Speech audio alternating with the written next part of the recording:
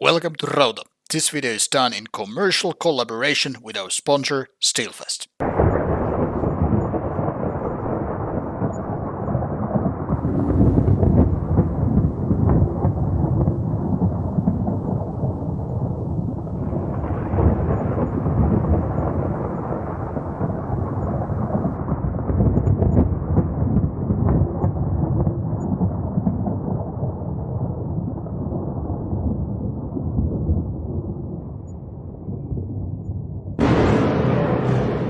Hells, it's your favorite annoying YouTuber from Rauta.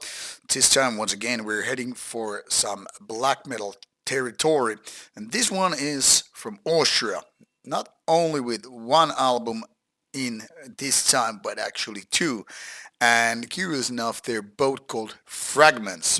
First of all, we have the third album by the band from 2020 called Fragment Erhabenheit. And then we have from 2022 this album called Fragment Totenruhe. Um, this band has been out there for a few years only, and already they have four albums in, so quite an active take. Now, the curious thing is that I haven't heard these early albums, so or at least I don't have a proper memory, so we really can't compare. But it's interesting because on Metal Archives this was listed as black death metal band earlier on and then black metal later on. Well, that's definitely true for these two albums here. So let's tune it in.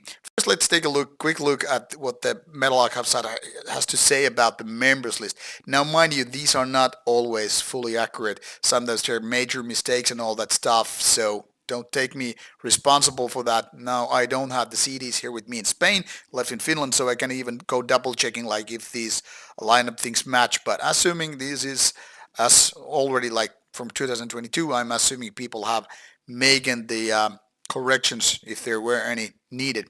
So it says four guys in the band with various styles and stuff. If they're not guys, let's just go with the flow. Don't get stuck with these general things because I'm not stuck with them. I'm just saying for guys, for lasses. Who gives a shit really?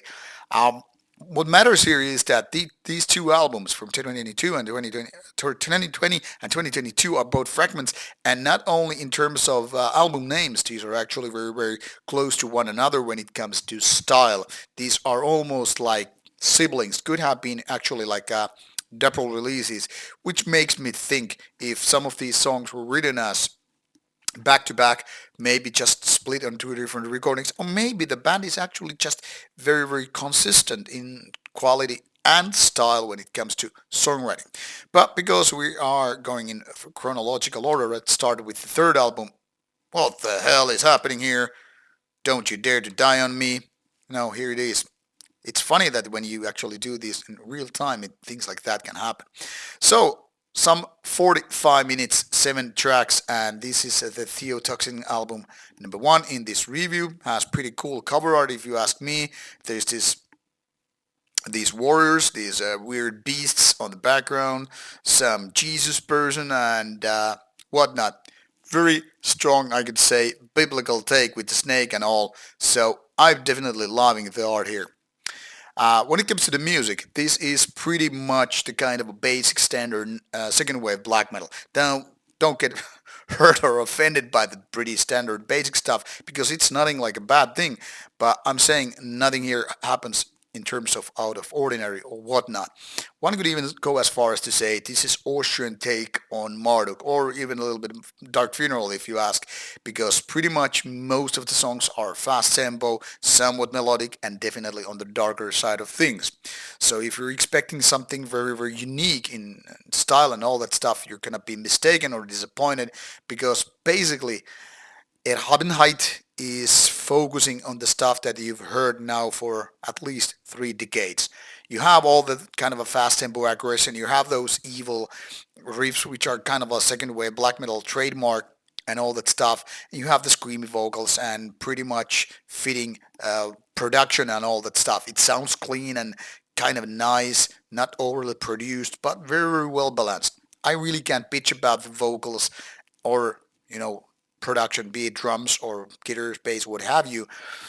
But the downside with this kind of output when it comes to songwriting and compositions is that Nothing really makes you feel like, wow, this is something beyond. This is something that I haven't heard before. At least these guys are doing the copycat material in ways that it's gonna put those originators in shadows and all. More likely not going to happen. But if Marduk and Dark Funeral and other bands going full speed ahead are your kind of things, well, go for it. This is actually very listenable and to some degree quite likable album. But when I gave like 4 spins, I got me thinking. After the first spin, nothing really kind of made my eyebrows go wild. It was more like, yep, listenable, totally likable, yep, forgettable, I guess so. So what kind of stands out in the end is you have those fierce vocals. I gotta say these vocals are really good. They're more like on the raw end of shriekiness, not kind of a raspy. I mean they're more on the upper register, if you know what I mean, like more on the screamier side of things than going raspy. Whatever it is, in your opinion, whatever words you want to use. Now we got a wasp here doing some kind of commentary on the video. These vocals are good. But when it comes to songwriting, more versatility, more variety could have made an impact. Which brings me to the second album in this review, that is the fourth album by the band Fragment, Totenruhe. Basically, what do you have here? Instead of 7 songs, now you have 9, but the album length is pretty much the same, some 45 minutes give or take, and that's what you have. And then you have this cover art, which is once again rather biblical on the take. You have the guy who is almost crucified, well, goddamn close to it. You have those serpents or snakes. You have those guardians or weird beasts. You see the pattern here. Maybe that's the whole thing here. Wasp, don't you dare to sting me. Now, when it comes to songwriting with this one could really say these are coming from the same set of parents. You have, though, once again, those fast songs, but this time you also notice that the band is kind of like able to slow down every here and then, now and then, and it's pretty interesting because now there's more suddenly more variety. Suddenly, like it feels like this is a step up from the previous. Even though initially you might think the change is not that big in quality and all that stuff, but it's something that when you compare these, when you listen to these back to back, it's like kind of obvious that Totenruhe is better.